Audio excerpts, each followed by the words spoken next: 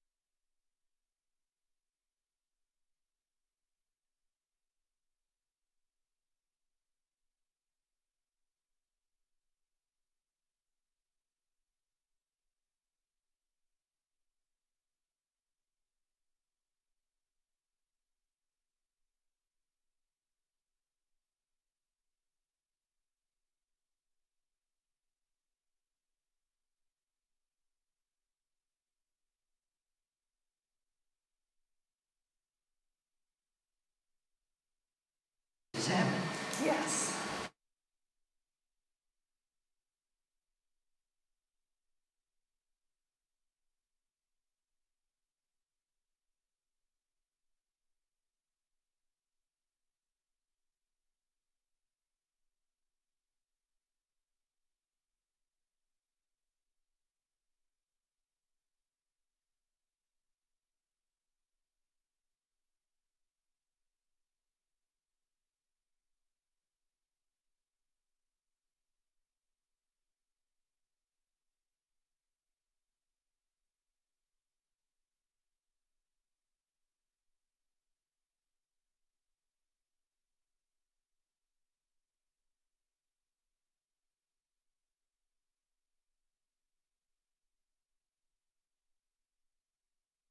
Yeah. Good.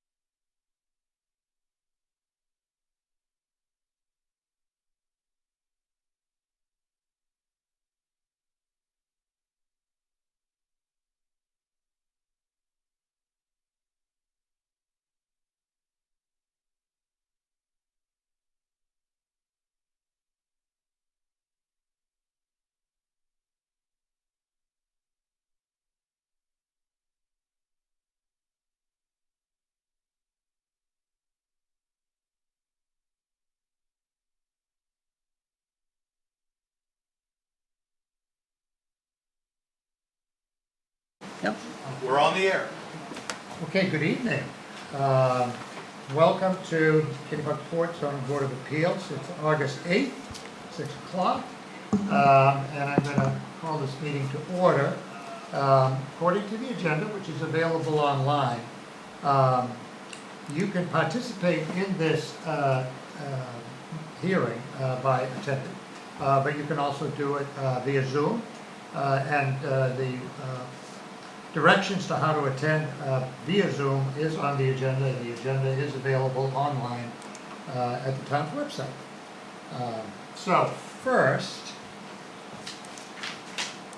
I'm going to do our first new roll call. Paul, if I can just make a note, so just because it's been a while since folks have done a meeting, so while you may not hear yourself over the speakers, what's really important for the audience is that you speak into the microphone, even though you're not going to hear it necessarily in the room. So if you find that you have a tendency to lean back, just know that the audience online is not going to be able to hear you. So, yeah, And just, were those comments largely directed at me? no, sir, not at all. They were I think they should have been. general information. Okay, thank you, Warner. Thank you very much. So I'm going to go through the roll call. I'm just going to do them in the order that they're here. Paul Cadigan here. Karen Schlegel. Karen is not here. Jim Fitzgerald is still listed on the Zoning Board of Appeals, but Jim has submitted his resignation. April Defoe. Here. Kevin McDonald. Here. Michelle Powell. Here. And Mary Beth Gilbert. Here. Very good.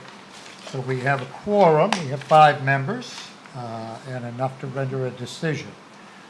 So first, we have 2 new members this evening, so I just want to formally welcome Michelle Powell and Mary Beth Gilbert. And I don't have anything formally prepared other than to say welcome. Thank you. And let's get right into it.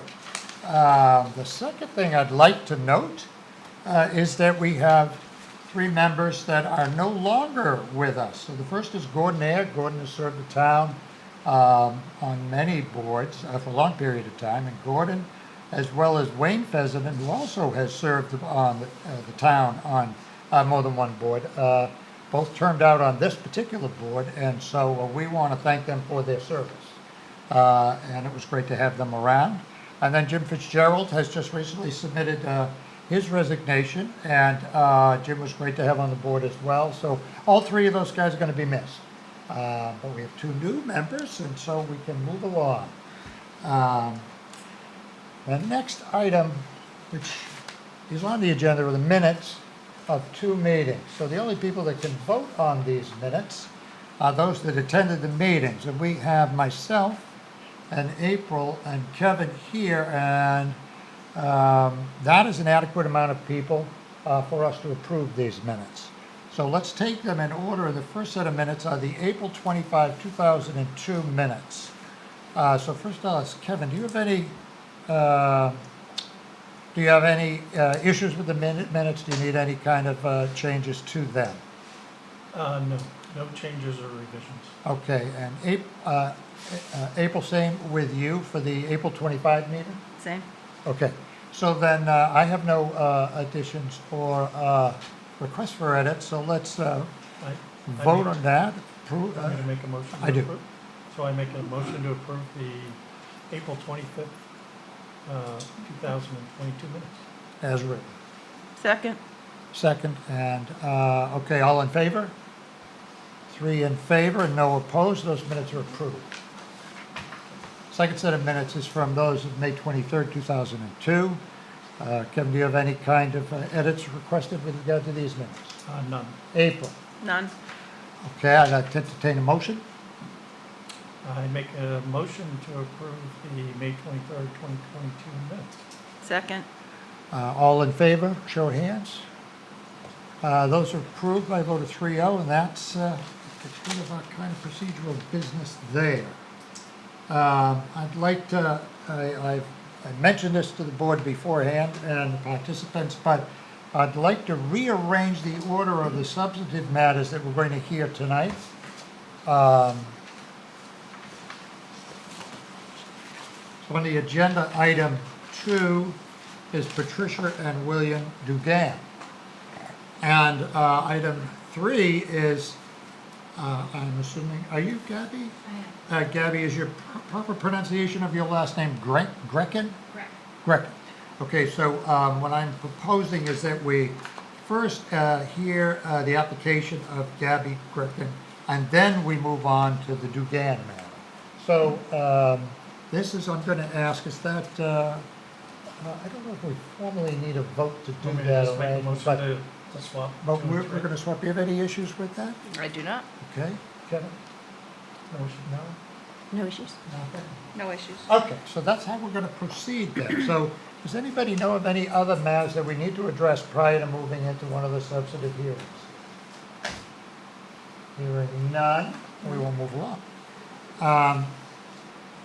So for the hearing, the way that we will go about each of these is we're going to first take a moment to have the applicant come up to the podium and to introduce herself, and then to tell us what she's here for and talk a little bit about her application, though we have all the materials before us and we've all reviewed the materials. And then we're going to give an opportunity for the Code Enforcement Office to opine on the application, and then we're going to look to see if anybody wishes to participate, whether live or by Zoom. And then we will close the hearing and discuss it amongst ourselves and then move along. Okay? So with that said, and it's Gabby? Yes. Gabby, if you would come up to the podium. I'm Gabby Grecken. I live at 38 Mills. Can you hear me? Yes. Live at 38 Mills Road, Kennebunkport, and I'm here to apply for a roomers license to rent out some of the upstairs bedrooms in my house to the travel nurse program. Okay, good. Have you want me to lead you, or do you have anything Please that lead you me. want to throw on there? Okay. And give me one second. I can just add it's the first time I'm applying for this use in my home. Okay, and then you've gone over the requirements, I have? and you think that you meet all the requirements. I do? In your application, well, first, anybody have questions with regard to this application? No. Well, I want to hear what she has to say, and then I might have a few Okay, questions. so the floor is sort of yours, Gabby. Well, not sort of yours, but most definitely yours. So if you have anything else to add, go ahead. Otherwise, you could just stay there and we'll ask the questions as if we have any. Okay, And that's your preference for the moment. sure. Very good. April, I yield to you. So you're going to rent these rooms to visiting nurses Yes, or traveling nurses? yep. How long are you going to rent them for? Is it like just going to be a night or two, or No. is it going to be? Their contracts are set for 13 weeks, so it's 13 weeks at a time. Okay, that's good. And you have the 2 available bedrooms? I do? Okay. And so you're not going to be changing this over weekly, so we don't need to talk about that. I actually told them it would be a month minimum, but all of their contracts are 13 weeks anyway, so. Okay, that's good.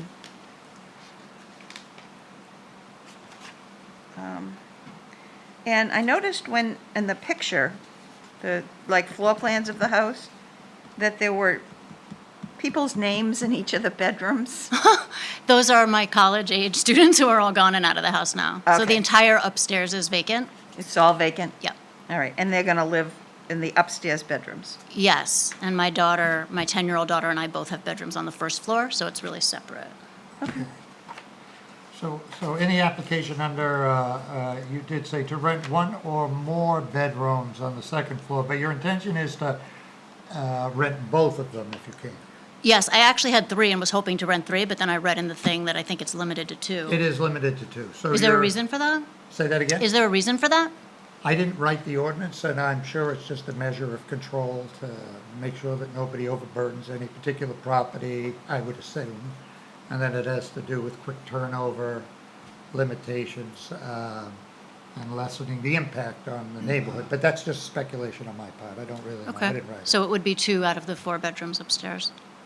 That's right, there is a limitation to the two. I saw per that. ordinance. And you're comfortable with that?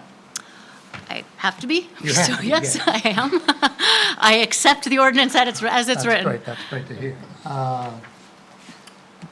Kevin, questions at all? Well, I would recommend, I don't know if we're at that point, but No, we're not. there's the, I want to go through them, yeah. there's the 9 requirements for the ordinance. Yeah. And We should Um, unless there are other questions, No, I feel I like think, I'm ready to kind of go through. step through them and we can ask Abby the questions and Would you like to lead the way? I can. Yeah, why not? Sure. So, so Gabby, there are 9 requirements that are kind of built into the rumor requirement. So the first one is that there's no separate kitchen or cooking facilities that are going to be provided to the roomers. That's correct. Okay. There's no sign located on the premises advertising the availability of the rooms for lease or rent to the roomers. Correct? Okay. No alteration or change of the dwelling unit in its exterior appearance is made to accommodate the presence of roomers. Correct. The bedrooms being rented shall be inspected by the code enforcement officer and shall have code compliant smoke and carbon monoxide detectors in addition to complying with current building code requirements for primary and secondary means of escape. Yes. And Werner, I don't think the review has happened yet. Is that something that's on the docket or? No, we haven't scheduled that yet, although arguably I think, Gabby's house has been renovated and added on to relatively recently in the sense of, 2015, I think it was. So code enforcement has been there relatively recently, but we will do a follow-up just Okay. to, All right. check the box on the inspection. But that is not Yep. done at this point. And Werner, what's the time frame for how quickly you can schedule that and do that? We can set that up, within the next couple of days if you'd like. Okay, great. Okay, number 5, the rooms occupied by the roomers do not have a separate entrance from the outside. Correct. They're all on the second floor. But they utilize the same access that you use to get into the property, right? Yeah, I have 2 different doors that I can use, so they'll be able to use whichever one is most comfortable for them. But it'll be shared with you, whatever the. Correct. The rooms occupied by the roomers are within the principal structure. Yes. It's like a quiz show.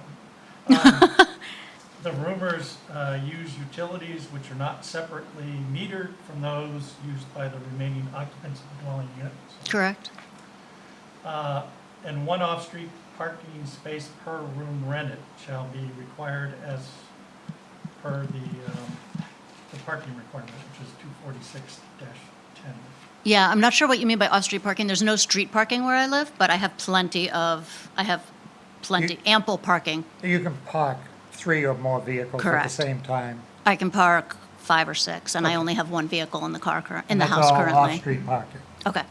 Oh, I see what you mean, off And for the 2 street. rooms, that requirement would be 4 parking spaces. Is that, am I Correct. So, interpreting that right? single-family dwelling use, would require 2 parking spaces, and then the roomer provision would require an additional 2, so that would be a total of 4 parking Okay. And spaces. you have, A minimum of 6, a maximum of probably 8 or 9, back by the barn, we have at the end of the driveway. Okay, great. okay, great. And then the last is the owner of the residential rental accommodation shall remain in residence while rooms remain rented. Yes. Okay. Okay, good. Thanks, Kevin, for walking through those. So you're gonna, you know that you can, there won't be, you did say that everything's gonna be like a month, even though their contracts are typically longer than that. Just But- that I said it as a minimum of a month. I didn't want people turning over more Okay. frequently than that, So but their that- contracts are for 13 weeks. So that takes care of the requirement that, that you can only rent it out once per week, but we don't need to go over that with you because you're going to be doing it much longer than a single week at any one given time. Okay, I think I'd note for the record too that we'll vote shortly, but that our vote isn't contingent. This permit, if granted, would not be contingent upon the rooms being rented to the visiting nurses. I don't think we need to impose any kind of restriction like that. I mean, I think you're Thank free you to for- rent yeah, it to other I people. appreciate You're that. really just, you're not here to, you don't have to specify it down to just the traveling nurses. Okay, great. You got anything, April? Anything else? I'm you good. can think of? I'm good. Warner, do you want to add anything to this? No, I have nothing additional to add, other than the fact that, that I know that the house has been recently added to and renovated, and so, recent in the sense of 2015. So, again, we'll do the inspection, we'll schedule that inspection afterwards, but I don't anticipate finding any issues. Okay, So. great. You can sit down. Thank you very much. So now is the time that I ask, does anybody here wish to make a comment or make a statement with regard to this application that's in the room tonight? Seeing none, and I go over to our technical folks. Do we have anybody online who wishes to participate with this? No one online. No one online, okay. So with nobody looking to add anything in or ask any questions, and having heard from code and having heard from the applicant, then I think I'm going to close that portion of the public hearing, unless we feel like we need to ask other questions once we start talking. Okay, so the public hearing is closed. So, board members, new board members especially, so we have these requirements. This, what Kevin was reading from, was from the ordinance, section 714. So that comes under chapter, well, it's section 240, chapter 7 and then 714. And all the requirements that Kevin read off are those that are mandated by the ordinance. And then that the room has to be rented the maximum of once per week. I think that comes under the definition section. I don't think It does. That's not in It's not 714 in per the- se. Yeah. in the That's under definitions. section Article 2 of our ordinance. So we review these to make sure that the applicant meets all the requirements. And then any approval, if we give it, is contingent upon the code officer's office inspecting the property to make sure it's up to snuff. So all approvals of these types of applications are subject to the code officer's subsequent inspection. So do you got any questions about the process or what we're doing? No, I do not. Nothing this at all? time. Okay, No. all right, very good. And how about you? Nope, I'm all set. Okay, you're all set as well. You're ready to move? Okay, you're ready to move? All right, first I think I'd like, I'd like to do this twofold. So we've reviewed all of the 9 requirements under 714.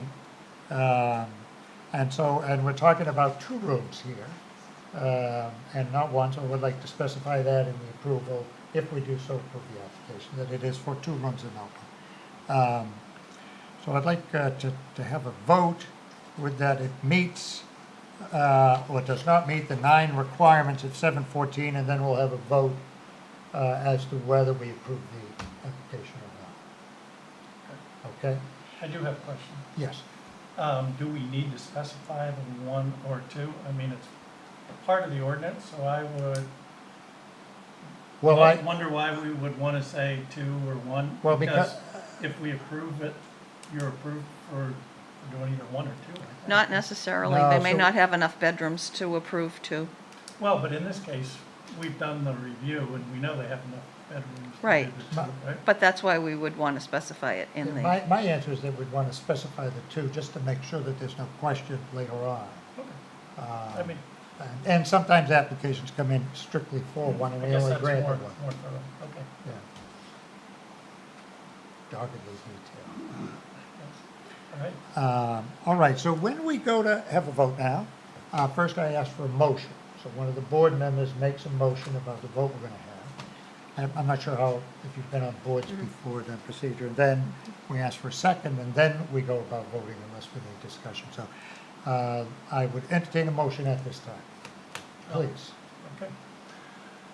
So I make a motion that we grant Gabby Grecken's request for approval to operate a residential rental accommodation at her property at 38 Mills Road, Kennebunkport. Can I interrupt you for a moment? Yes. Before we move that, I would like to have a motion on that it meets the 9 criteria first, before we, if we could do that. Sure. So I make a motion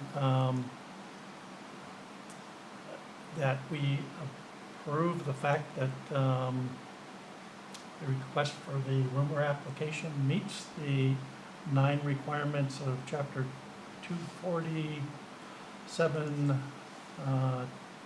dot 14, C. Section B. C. Oh, yeah, B. Second? Second. All in favor? Show of hands. All 5 hands are up, so that part is approved, and then I'll entertain a motion on the approval of the application as a whole. Okay. So I make a motion that we grant Gabby Grecken's request for approval to operate a residential rental accommodation for 2 rooms at her property at 38 Mills Road, Kennebunkport. Site location map 22, block 9, lot 55, per Kennebunkport Land Use Ordinance 240-714, contingent upon a successful property inspection by the code enforcement officer, subject to subsection B in the ordinance. Second? Second. All in favor? Show of hands, all 5 have approved. That's it. Thank you very much. We'll get a decision out for you. We're a little behind our normal crack secretary of the board. It's not here this week or this evening, so it might take a little longer than the 7 days to get the decision out into you. Okay, But you've got your permission. thank you. And in terms of scheduling that, do I just call town hall to schedule Yep. it? Okay. Thank you, everybody. Thank you. Thanks for letting me go first.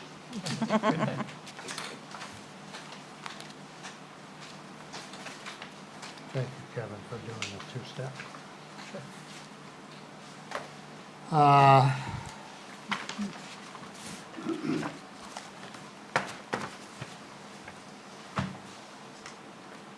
So now we'll move to the second item on the agenda. We should have read this first item as it was.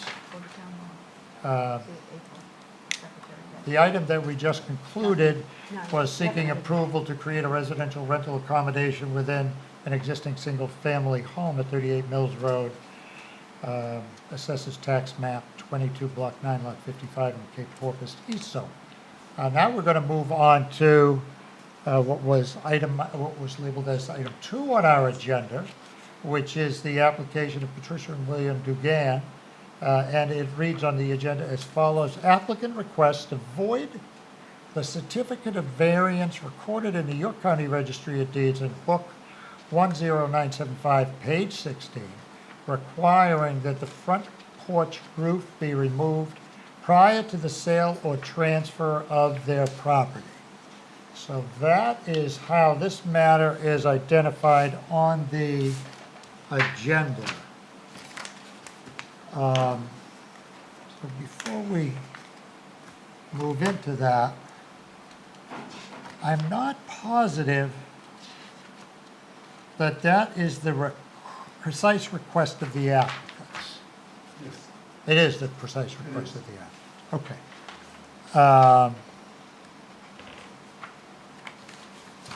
All right. Then let's start by hearing from the applicants. So you don't both have to get up, or you both can't get up. You get up together or one at a time. But if you would come up to the microphone and state who you are, and then have at it. My name is Bill Ducan. I live at 14 Whittemore Lane in Kennebunkport. at Goose Rocks Beach. This is a little unusual application. I realized just how unusual when I tried to fill out the application form. So the history, the house was built in 1993, and it was replacing a cottage, a summer cottage. This is a full winterized house.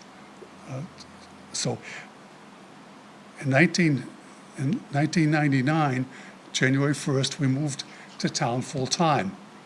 What we found is the front door faces north, so it gets no sun and ice builds up.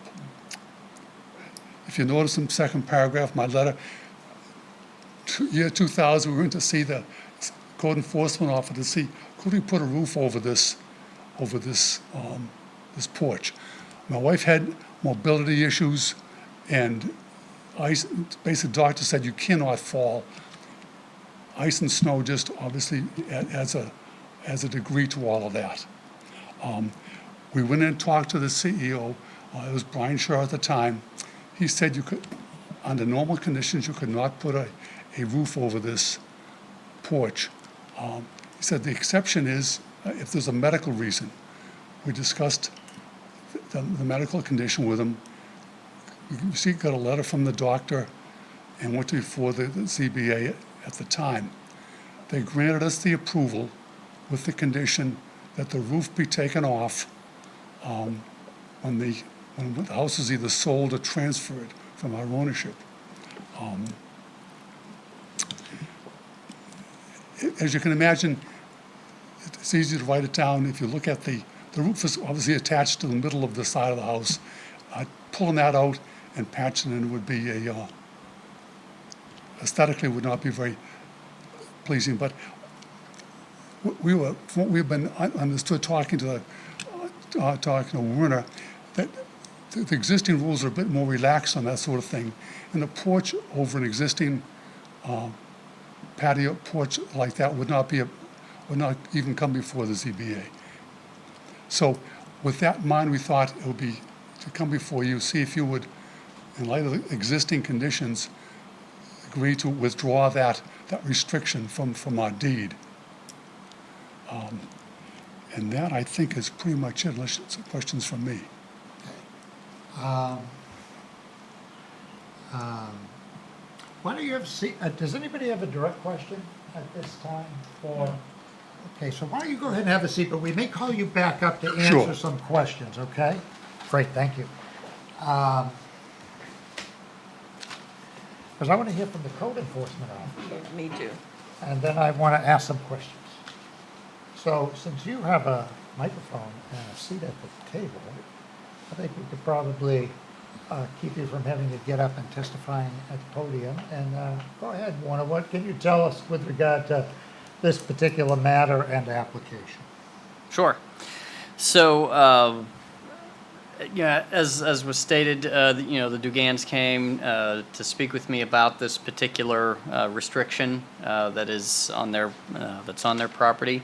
I can tell you it is unique in the sense that seeing a variance being granted in particular to the property owner specifically, and that the requirement that something be removed upon the sale of the home. These are not typical to see. So with that being said, we discussed what were some options in terms of how to address this. And so, whereas the code office, I didn't believe that the code office had the authority to render a different decision based on something that was recorded and had been approved by the ZBA. Hence, that was my recommendation that they come back to the ZBA and to have this discussion. So it's been my understanding that that a board, unless it's very clear in ordinance that a particular task is now under the jurisdiction of a different body, I felt it prudent to have them come back before the ZBA to specifically request relief from a restriction that a prior version of the ZBA had placed on the property. ultimately, because it's a recorded document, understanding that anybody doing a title search would find the first document and that arguably would be looking for a second document that would potentially close the loop, should anyone, do that type of research. So with that being said, I spent some time looking over the building file and also looking over the ordinance and the progression of history of the ordinance from the early, well, even before that, from the mid-'80s up through current time that we have now. And so a couple of important facts. One was that, it's very clear that there was a home that existed on the site, for a very long time. And I don't recall the exact construction date, but arguably it was a typical Goose Rocks cottage that, likely traced its lineage well back before the creation of zoning. And so another notable fact is that in 1992, a permit was issued for this substantial renovation that was done, which also included a second story on the house. And the plans that are on file match the tax, they match up with what we have on the tax records, including this landing and stair area here. 1992, now, bear with me a little bit. I'll give you some of the history of the ordinance. The town used to have a zoning designation called the critical edge. And initially, when critical edge was brought into existence in the ordinance, it was a 150-foot zone adjacent to land that was owned by Rachel Carson. Now, interestingly enough, even though the Dugan property is adjacent to the salt marsh, that particular property is actually not owned by Rachel Carson. And arguably at that time, in the early 90s, it was owned by Michael Spang.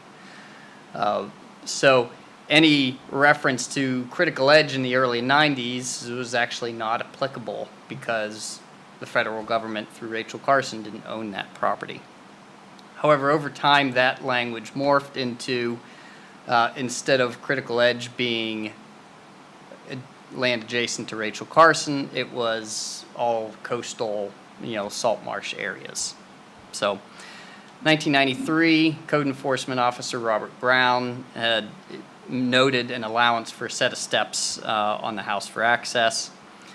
Then, as we kind of move forward, in 1998, we had the land use ordinance adopted language for the 30% expansion, which I think most folks are generally familiar with. This is this language that allowed for volume and area expansions of homes.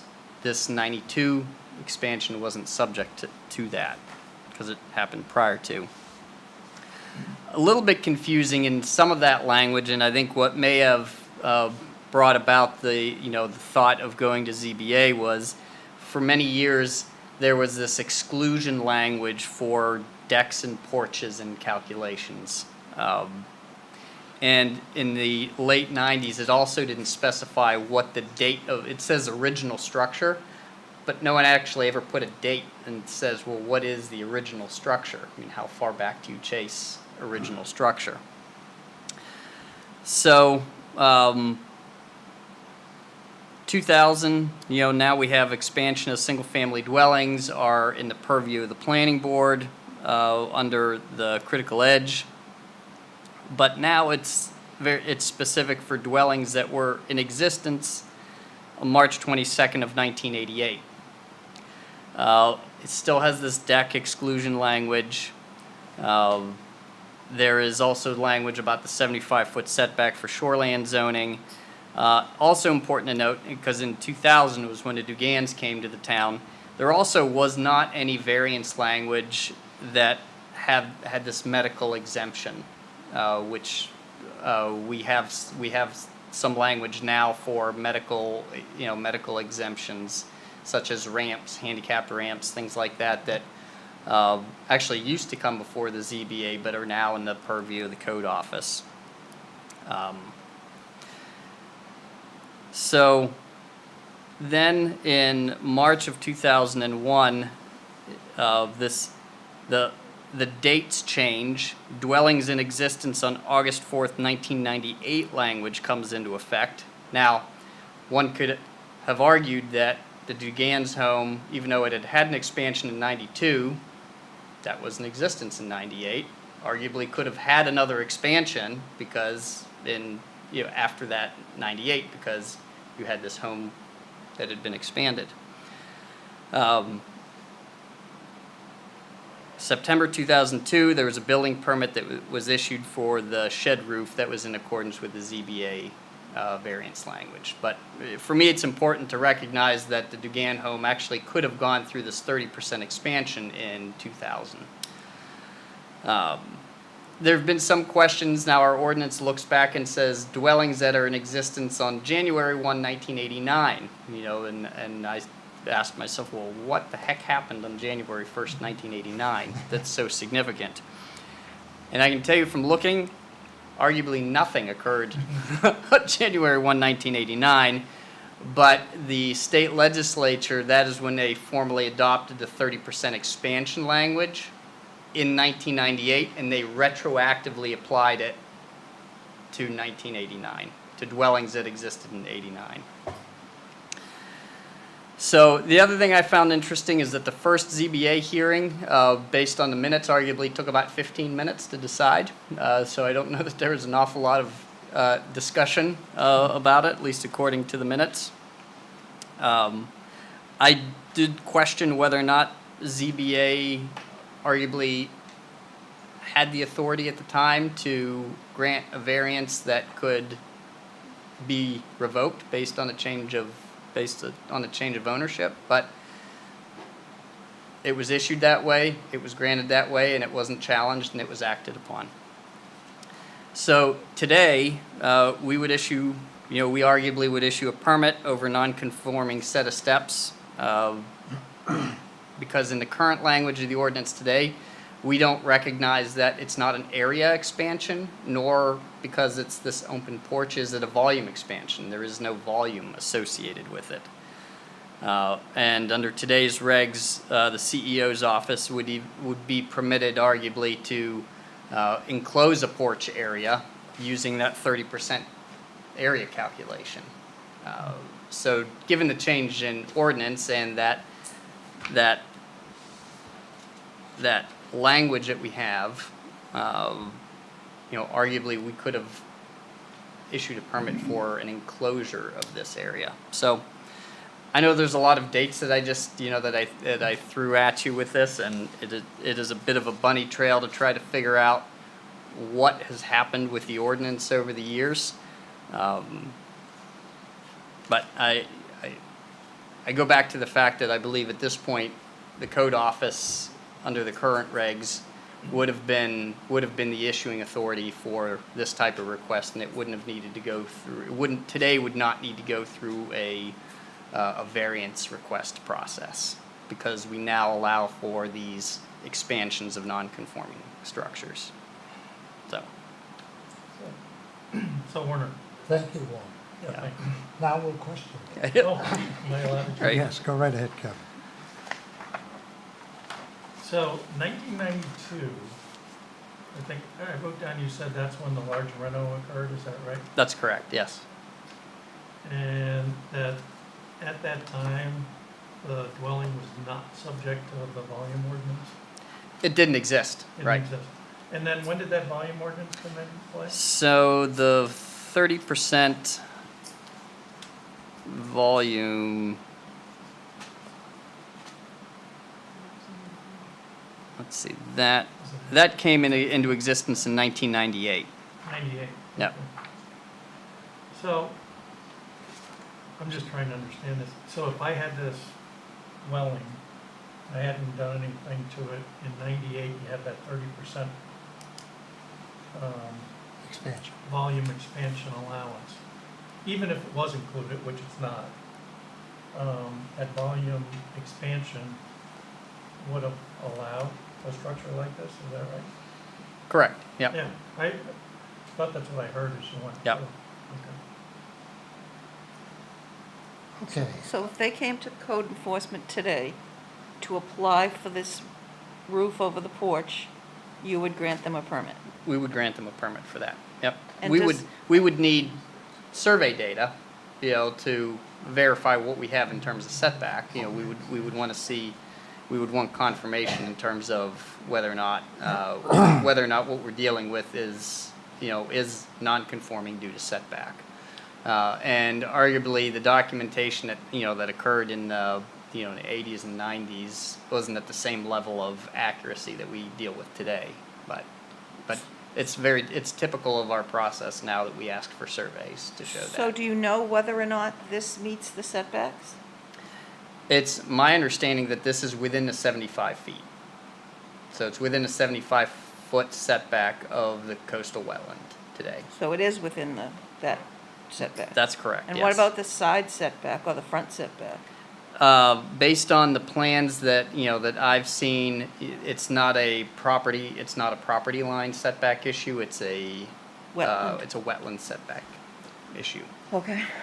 so, and I'm gonna make when we're talking about that 30%, just for clarity and for the record, we're in, the land use ordinance is 240, section 240 of the town's code, and we're talking about section 8.3, which is expansion of non-conforming structure, and that 30% expansion that the code officer is talking about is 8.3B1 for reference. So I wanted to just look for a moment, Warner, at 83A3, and the current ordinance that said neither the addition of steps for access to the ground floor, nor something else, shall constitute an enlargement or expansion of an existing use. So, is it fair to say that this stairs and landing to access the house, do you see that as something that would be permitted to be added to this structure because it was excluded under 83A3? I'm just doing a little renovation work here myself. Or was it, or it could have been a part of the stair location landing could have been a part of the original structure that predated the code that was renovated in the 90s. Is it one or the other? Well, I don't care which.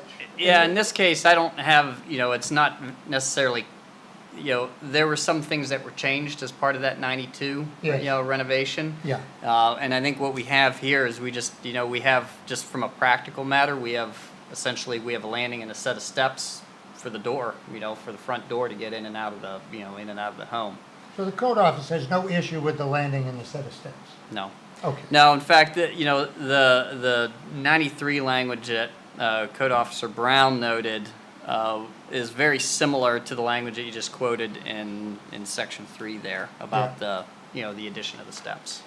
Okay, so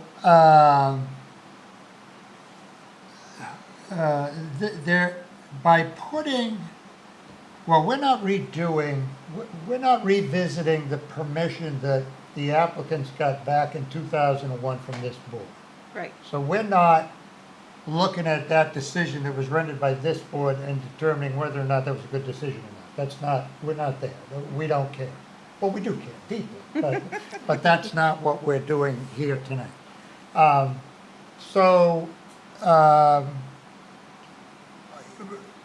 My understanding is that when they did get permission for this, what are we calling it? Overhang? What is the terminology?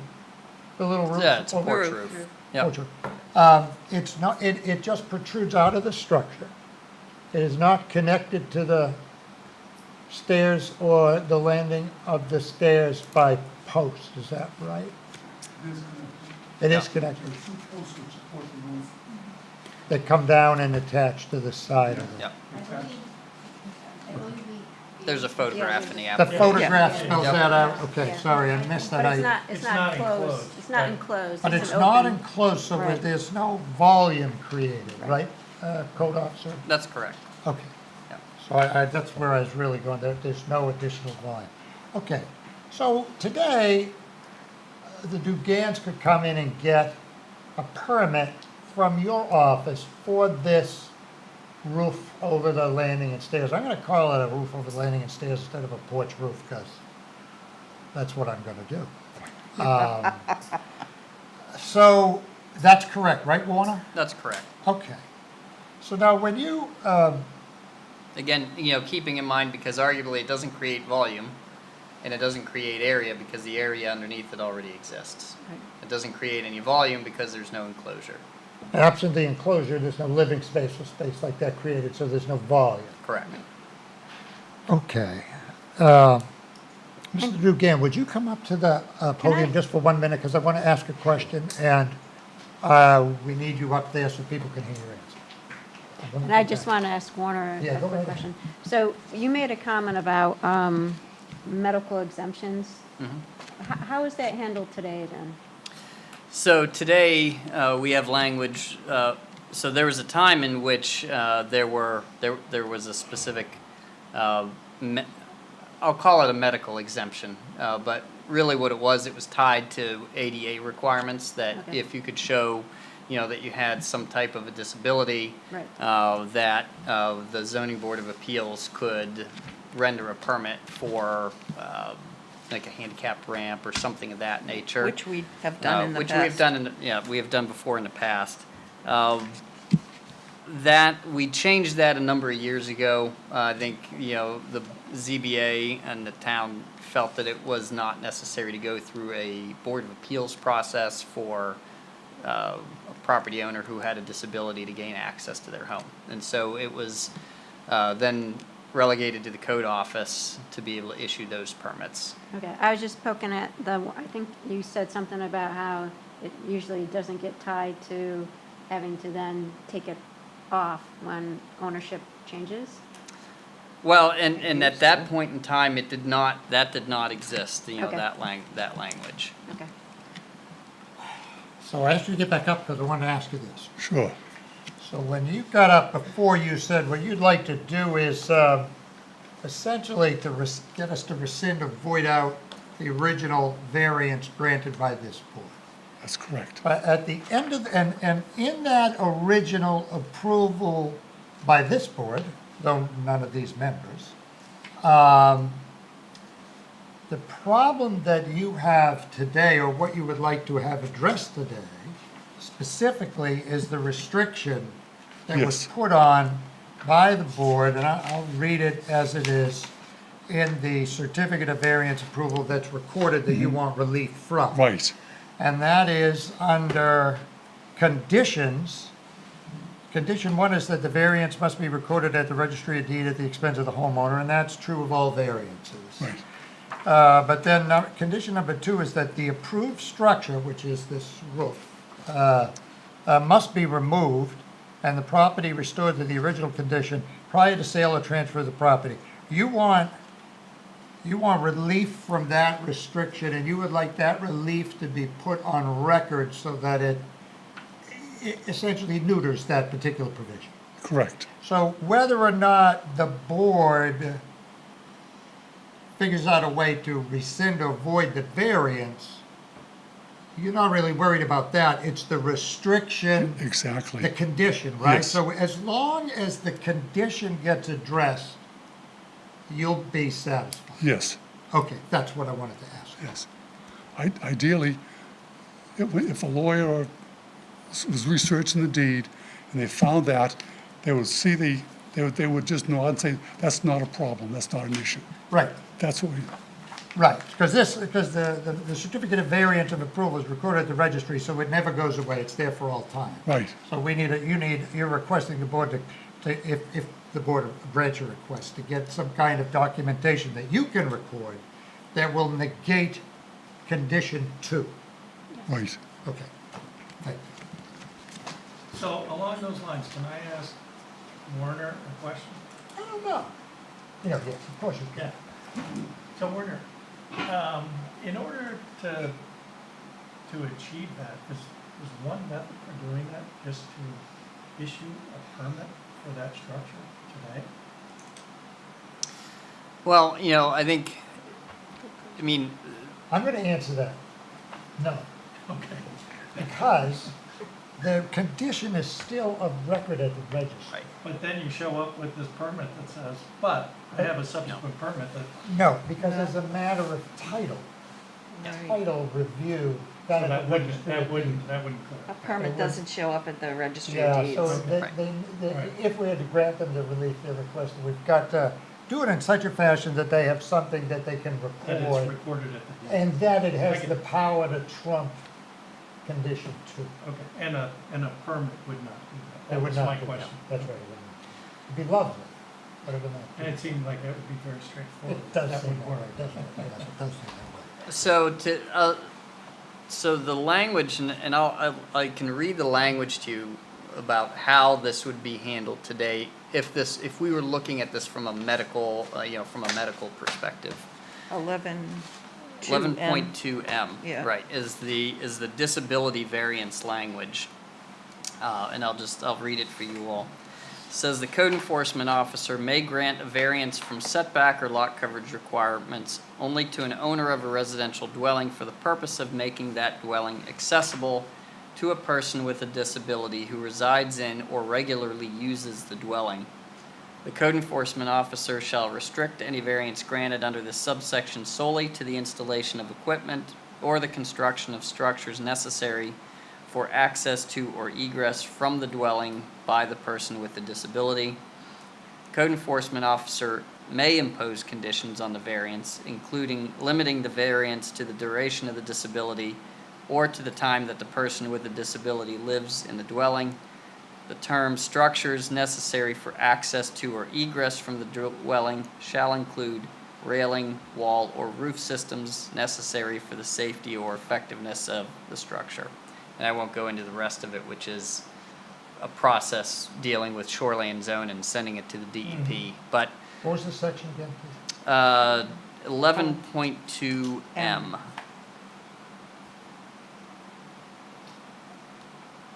That's if you were going, if there was a medical Yeah. exception that was required, but in our case, there wouldn't, they could get this permit without any medical exception. There would be a couple ways to handle this, right? Right. Arguably, there's two different ways Right. really to address it. One would be through this, if this, through the disability. If it was applicable, right? Correct. Yep. Yep, this is one route, or just the straight up, expansion of a non-conforming structure, the 30% provisions. So there's multiple paths today. Curiously though, under the 30% expansion rule, this would not be an expansion, Because it doesn't create volume or area. because it doesn't create volume or area, so would it still come under the 30%? No, actually, no, it wouldn't come under a 30% because it's not a volume or an area But expansion. it would still be permissible It'd because be permissible, it's not increasing volume or area. because it's not an increase in volume or area, which is how the expansion is defined. Okay, thanks, Warner.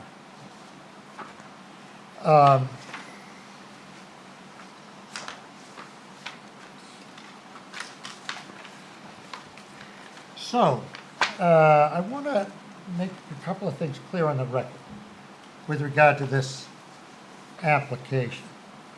The first is that I want to be very clear that this is not a reconsideration. So the ordinance provides that the zoning board may reconsider certain matters, but those have a time limit on them. It's under 9(3)M. But that time limit is very short, somewhere between 30 and 45 days after the decision is rendered. So I want to be clear that we're not reconsidering the original decision. Correct. Okay. And then I also want to be clear in case somebody looks at the application, which Mr. Dugan pointed out was sort of tricky to fill out because it doesn't really, that shoe doesn't fit the foot all that well, is that this is not a request for a variance. We're not entertaining a new request for variance, despite the use of the form. So I want that to be a record as well. And then what we need to do, if the board is so inclined, once we close the public hearing, which we have not done yet, is if we're so inclined to grant the relief, we have to figure out how to get from here to there. I'm going to just pause on that discussion for a moment and say, the board, I think everybody got these, but we received, I think these both came by email. Yes, the Did letters. everybody receive them? Yes. Okay, so I'd like to identify these for the records of the board. Received 2 communications from abutters. I believe they're both abutters, yeah. One is from Todd Chisholm, dated August 2nd, 2002. And the other is from, that is addressed to whom it may concern. The other is addressed to Warner, and that is from Cheryl Jacobs of a particular trust that owns property. And that it would be a butter. And they are both speak in favor of this board granting the relief that's been requested.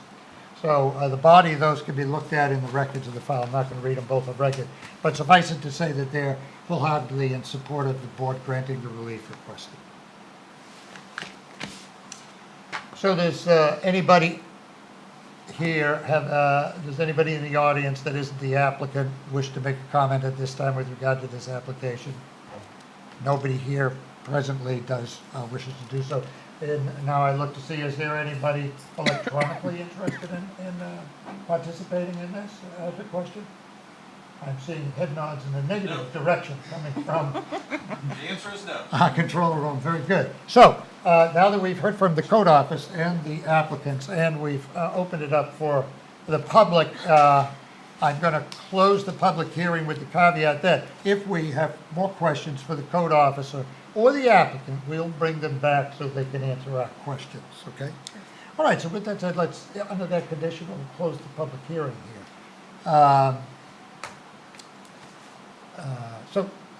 As we're discussing this, I myself am in favor of granting the relief. It's just a question of what kind of relief. And does the relief, we've got to ground our relief. So I know that whatever decision we render, we could somehow convert it into a recordable document. I'm not worried about that. Making some kind of notarized document, or it could be attached to an affidavit and recorded at the registry. So I don't consider that to be the hiccup. It's just looking at our authority, at the power that we have, and what can we do? This is quite a unique situation.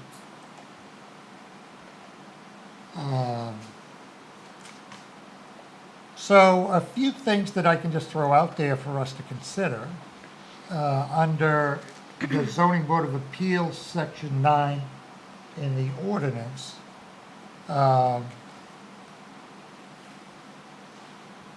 under administrative appeals, and this is sort of a hybrid. I'm not really sure how to qualify what kind of application this is, though I agree with Warner that this appeared to be properly directed here to us. Let's see, I made a note for 9(2)(a)(2). Oh, yeah. So this comes under administrative appeals, which I don't believe this to be, but 9(2)(a)(2) states, in hearing appeals or considering applications under this chapter, and the chapter is us, so I think it's appropriate in that regard. Whenever there is uncertainty as to the meaning and or intent of any part of this chapter, the Zoning Board of Appeals shall have the power to interpret such part. So it's up to us to interpret how this language applies when it's not clear. That's our call. We don't look to somebody else, we decide.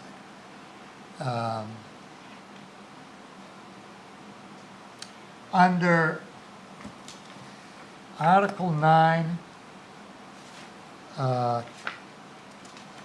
F, 9.2F. 92F? F, yeah. The ordinance provides, this is under the zoning board of appeals section.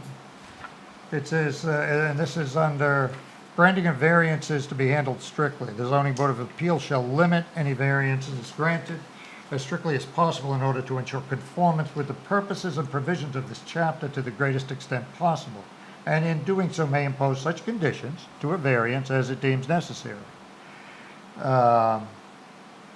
So the board was entitled to, if the board acted, I'm not going to go back and redo what they did in 2001, but there was clearly language in the ordinance that suggested you could put conditions on a variance that was granted, and that was what was done. So I don't know how we rescind or void out a prior variance. Well, didn't we do this once before, Paul, with the, With what? wasn't it, was it the, We did do this before? Well, enlighten me. was it the Goose Rock? Yeah, Goose so Rock's The Inn? dairy. No, the No. Inn. No, it wasn't Yeah, there was a There was- ZBA decision regarding a if condo they were going to conversion. change a provision Right. of the condominium governance, Yeah, then they had to have that provision, that change approved by us.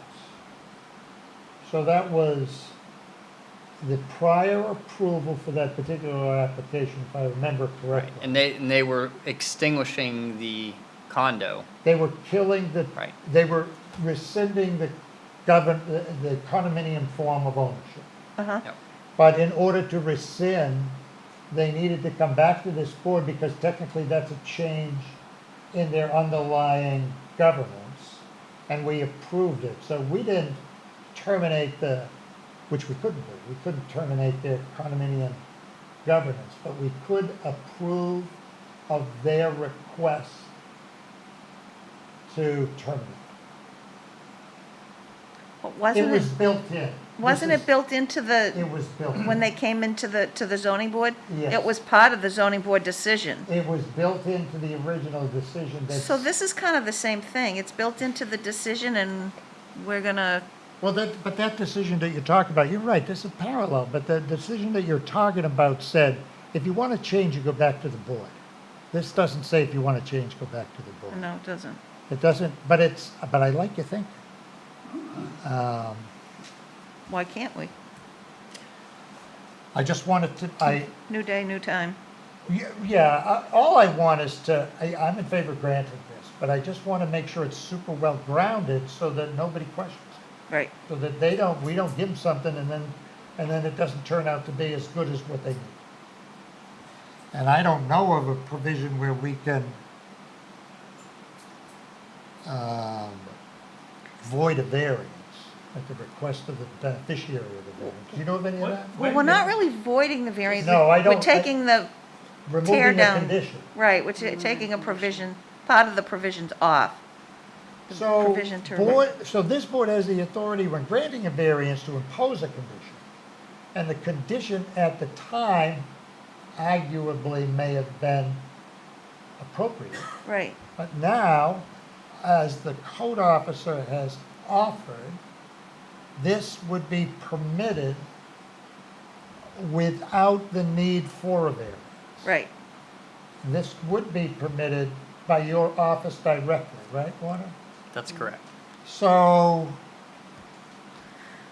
If we have the right to put conditions on, do we have the why right don't to- we have the right to take conditions off? It's not addressed anywhere. I'm in favor of it. And we need to do something. Let me look to our new members for a moment, just to see, have you got any thoughts on this? Well, could we offer like a whole new decision? Could we, instead of just taking off the one language of the removal of property, could we rewrite the decision just in total? I don't think it could, because that would either be a reconsideration and it's many years too late, or they would need to do a new variance request, which they wouldn't qualify for because they don't need one. So what happens in terms of the laws, as we've stated, as Warner stated, and you've summarized, the laws have since changed. So in the old variance that was issued, it no longer is relevant, but it's encumbered into a deed. And so we need to, if we agree, we need to help and unencumber that deed because it's no longer valid Exactly. restriction. Yes.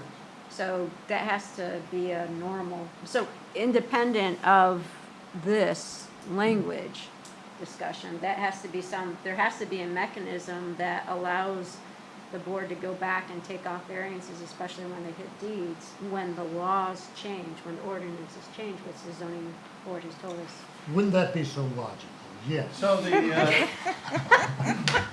Give me that book, I gotta find the page. so Mary Beth, No, that's exactly it. But we're putting it, We're just I grind, we like just gotta that, grind. I like that path. My question for Warner again is, this was in 2001, right? The variance requirement, am I seeing that right?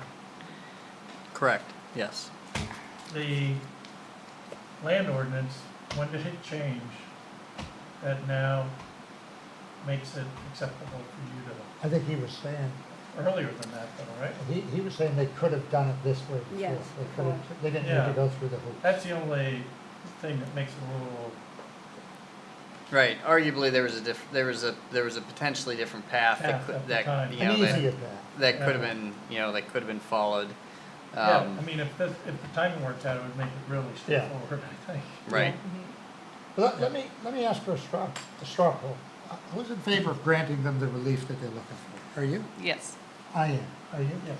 Are you? yes. Are you? Yes. Okay, so the board unanimously is looking to grant them relief, so all we need to do is figure out how. How? And that- So it seems to me that we focus on the condition as opposed to the decision. Exactly.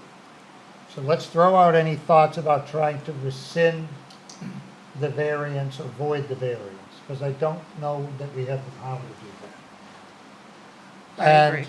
since the zoning board has the power to impose restrictions or conditions when granting a variance, I mean, I'm of the belief that what you're talking about, but Isn't there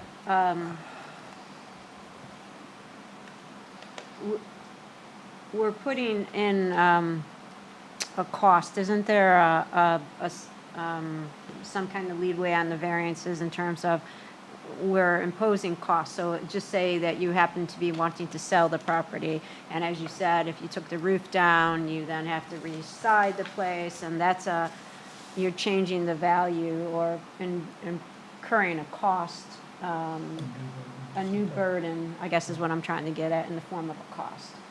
Is there a loop? It's not an undue burden. it wouldn't be undue. No. Doesn't meet the No, and requirements. The law, You need a book. Yeah, I was just going by my little short training I had. no, Yeah. the law in Maine established by the courts, the undueness is almost oppressive Yeah, in order for it to count. So this kind of cost Right. wouldn't come under that umbrella. It's a good way to go, but it just wouldn't come under this umbrella. you were asking for thoughts. I'm I just like throwing it out your there. thoughts. No, I like them. I like your thoughts. So, yeah, Kevin, what? So, do we not have the authority to say that we reviewed the current land use ordinances, and we find that the structure as configured meets those land use ordinances, and that the requirement that that be removed no longer is in effect?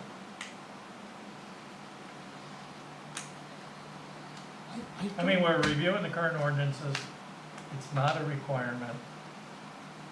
Why don't we say The condition the is no condition in our, longer necessary.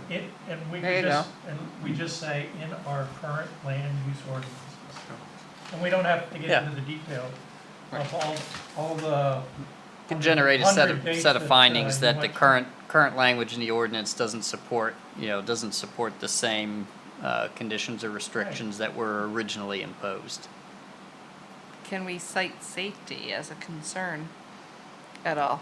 I mean, the roof was installed for the sake of Mrs. Dugan not falling down.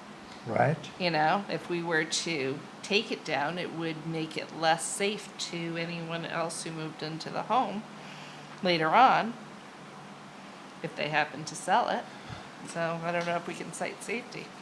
Right, well, they could always, if they followed the restrictions and they sold the place and they pulled the roof down and then somebody else bought it, I bought it. Mm-hmm. I wish I could buy it, but if somebody else bought it and came in, they could just get a permit to put it back up. So, I mean, it'd be an exercise of futility, but I mean, it would be a proper path. But do we have the power to do what Kevin had proposed? I think that it's going to be up to us to make a decision as to interpreting the ordinance to see if our power extends in this fashion. And we know that the condition is no longer necessary. Okay. And the condition was imposed, and the condition, regardless, it does create a kind of I'll call it a title burden. A burden on the title, as Right. opposed to, Right. it's not a structural burden or financial, given the values of the property and stuff. So we've evaluated the requirements of the ordinance, and Yep. that a structure meets the requirements I- of our I- ordinances. Well, I'm a little, And I think based on that, we have the authority to say it's, that's a pretty broad statement to say that it meets the ordinance, but I think we could say that this roof structure, well, that's fine. okay, that the roof structure,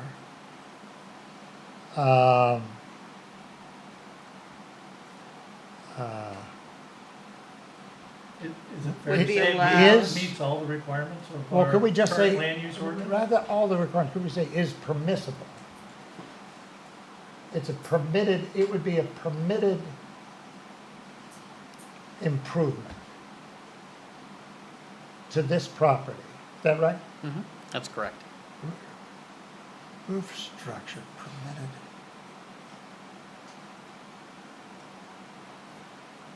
Thanks for everybody for bearing with on this.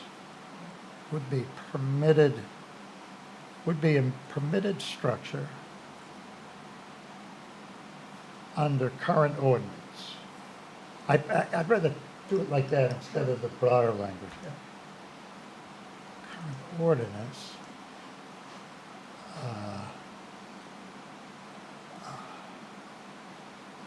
And then accordingly, this board.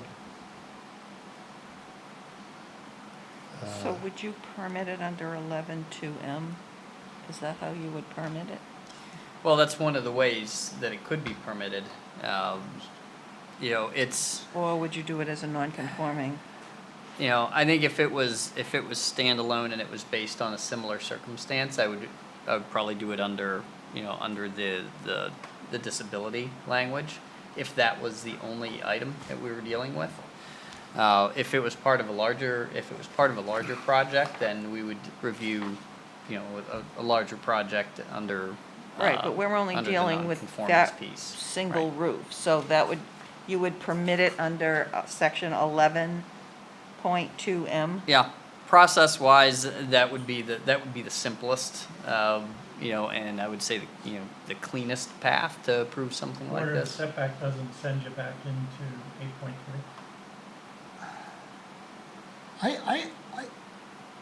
But disability No. variances, I don't mean to Don't- differ with you, Warner, but that puts me on very thin ice, but but if it was a disability variance, or Right. if it was a disability grant by your office, and you don't have to impose a condition that it be removed. Right. But it seems like the ordinance is kind of suggesting that you Yeah, it's impose a it's condition that it suggesting be it. removed. Right. But And if- it is very subjective, in terms of, do you put a condition on that it be removed, or do you not put a condition on, that it be removed? But- And I think it really depends on what the application is. we've seen situations where, you know, long ramps, for example, long ADA ramps would go into place. Now, arguably, something like that would likely just be a temporary type structure.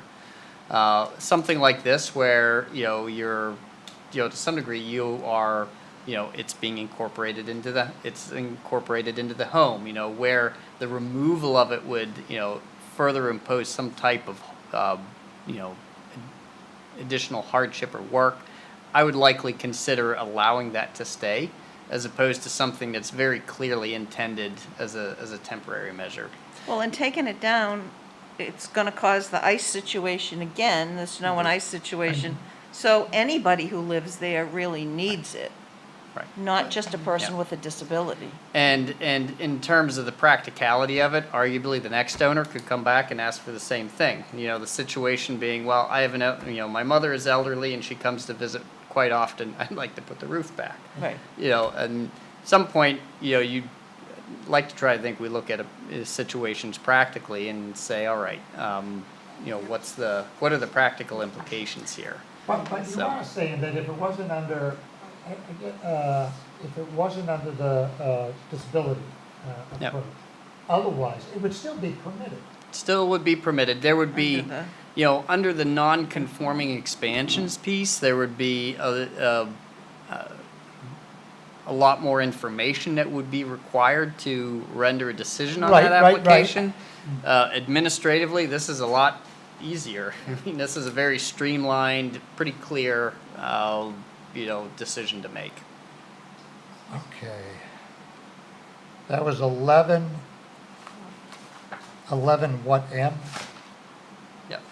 11.2M. Yep. 11.2M. Paul? Paul? Excuse me, can I just kind of get a, I had a procedure on my back today, I'm getting a little sore, Yes. I'll be right back. Please Would you excuse like me. us to wait until you're back, or do you just continue?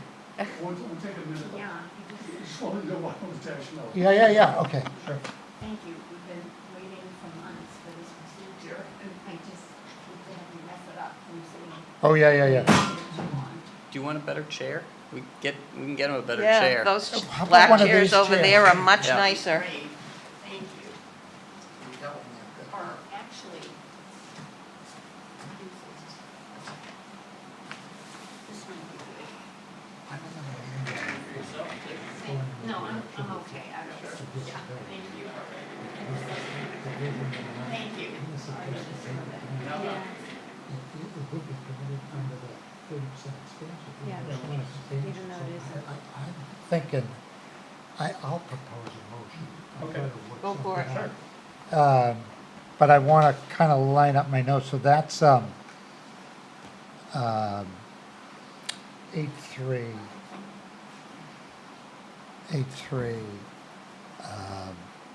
B1.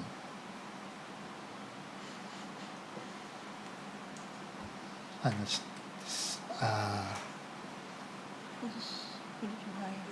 what's the name of 11.2M? What is this? I don't have my, 11.2M, what is the title? So it's under the section titled Permit Required. It's Article 240, Section 11.2, Permit Required, and then the letter M, Disability Variance. Got it. Okay, I'm gonna make a motion, but this is a draft motion. And then there's no way we're gonna write it all down. So I could always replay the tape if we end up liking it and voting You like it? on it later on. You moved it. Okay with you guys? Yes.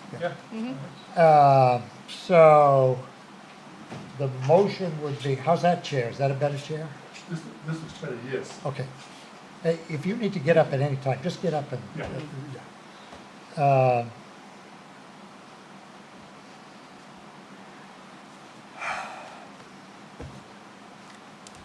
I'm sorry, I'm just trying to get this right.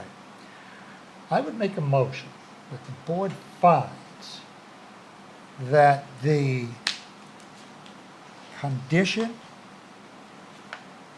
in the originally granted variance of 2001, specifically condition number 2, that states the approved structures must be removed, comma, and the property restored to the original condition, comma, prior to sale or transfer of the property.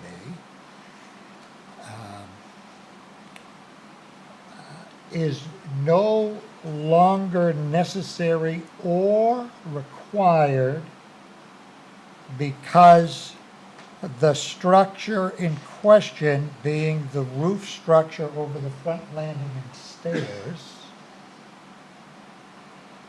would be permitted without a variance from the zoning board of appeals today under the current ordinance language,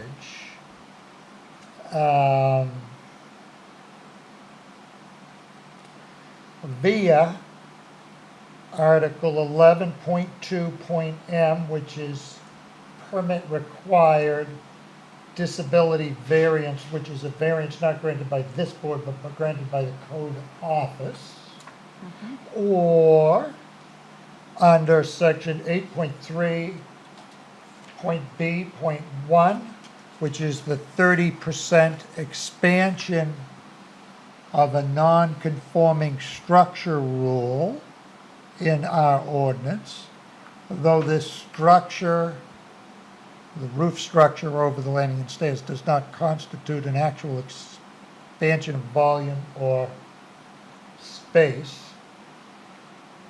And in the interest of bringing the prior approval up to current standards without imposing undue burden on the applicant, that the board agree to rescind and remove section 2 from the original variance. Second. Well, let's just discuss that before you second it. That was really rambling and stuff like this. Can anybody help on that? No, I thought it was good.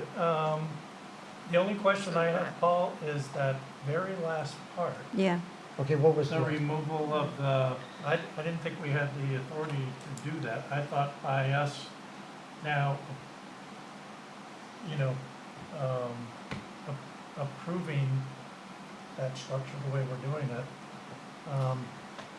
that would take care of the encumbrance in the deed. Yeah, arguably, Yeah. what you're doing is you're coming up with a essentially a new set of findings, Right. is what you're doing, and under the previous, the administrative section that we're talking, you all have the authority to interpret the ordinance, Right. and so it also, in this case, at the request of the applicant, for all practical purposes, they are asking you to review this and review the ordinance, arguably review the application, and render a set of findings on that, on that situation. And I think you can arguably, document that current ordinance language provides for a different administrative path for the same type of improvement that would not require the removal of the roof upon the sale of the property. And in that regard, you're interpreting the ordinance. But we really have to take that provision of the original zoning board findings. We have to take that provision away. I That's the problem. I think from a title perspective. From a title perspective, you have I to get rid think- of that. That's why, what you're saying. Right. Well, see, I don't, see, You're saying you don't necessarily think that we are specifically authorized to do that. Is that what you're saying? I think what I'm saying is that my understanding of what I was thinking was by us going through and approving that structure and saying it meets the current ordinances, That and- doesn't make that go away. But doesn't that get recorded in the, Office of Deeds, and so when they do their title search, they go to this, and No. so there's one after this that. No, No, it has to arguably what it relate is, to- it's a conflicting decision. As you a know. title attorney, as a retired former, Well, that's why attorney I'm who kinda did some asking these title work. questions. I don't think that it addresses Okay. it well enough. All right, I well, think we need to somehow negate this condition. I well, agree. then I would, But we can't go back in and open up it, but we can say that it's no longer applicable, I okay, think. well, then I would agree with April 2nd then. You know, the only part that I had a question was that very last sentence or so. What was the last sentence or so, generally? The last sentence or so was that we were going to, remove, or Remove what did section. Paul, Yeah, You Why said don't we remove? change it, well, instead of removing or rescinding, why don't we say that Rescind. it's, rescind? You know, like that why word don't we better. say that it is no longer applicable? How about that? We're not needing to find a power that is a rescinding of the condition, but we can say effectively that condition is no longer applicable. It isn't, but if we don't rescind it, Well, if we state that this condition is no longer applicable, I think that well, would. that's kind of where I was headed, but I'm hearing that you have to rescind this prior one for But it to work in the title search. well, then, our decision is gonna, whatever we decide, they're gonna go back and look at that, or vice versa. They're gonna look at the original decision, and if our decision tonight doesn't address that, they're still gonna have a title problem. Yeah, I think you have to. It's all about the title. All right, what Yeah. if we I think you say have that to it, what if we say that it is, we find it is no longer applicable and effectively, which effectively rescinds the I think- condition? I think we should Perfect. use this strong, I think we should be very, specific and use the word rescind. I'm gonna say effectively rescinds, I think because that- I'm a retired lawyer. Yeah, and refer to the, And- where the condition was in the original decision. Mhm.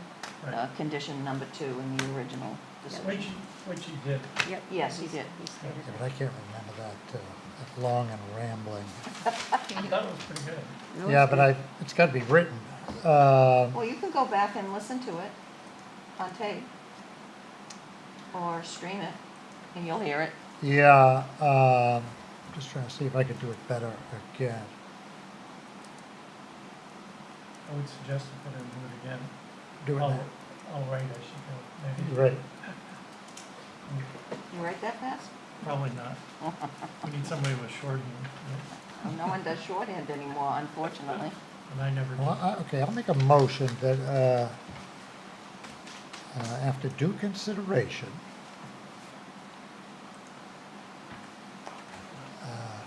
Yeah, do. actually, why don't we just table it? That's what I'm Yeah. doing. I'll let you bring it up. I'm just, Okay. After due consideration, but this is the motion, after due consideration, the board finds that the second condition imposed in the variance granted to the applicants by this board in 2001, which specifically stated, quote, "The approved structures must be removed, comma, and the property restored to the original condition, comma, prior to sale or transfer of the property, period," end quote, is no longer necessary because the subject roof structure would be permitted under several provisions of the existing ordinance, including section 11.2.m and section 8.3.b.1, and Therefore, the condition is no longer applicable, and this board votes to effectively rescind condition number 2. He's put up there. Second.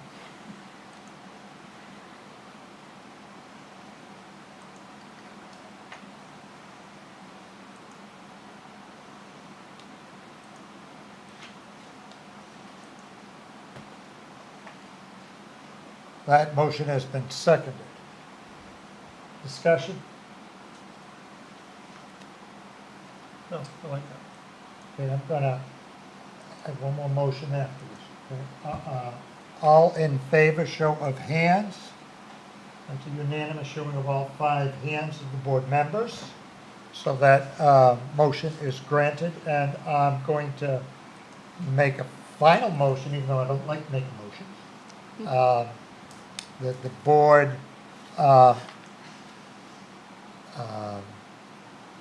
allow the drafter of the decision to modify the language to the extent necessary to reflect this board's decision. Second. In favor? All 5 approve that.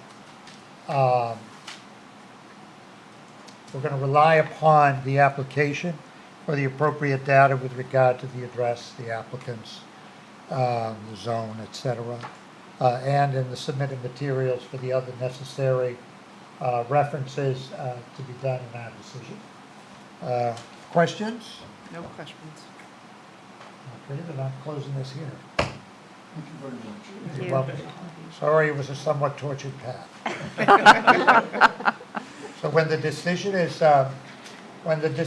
written up, it'll go to you. If it's possible to make it recordable, we will. If it's not, do you have an attorney? No, he retired off. Yeah. There's nothing wrong with retired attorneys.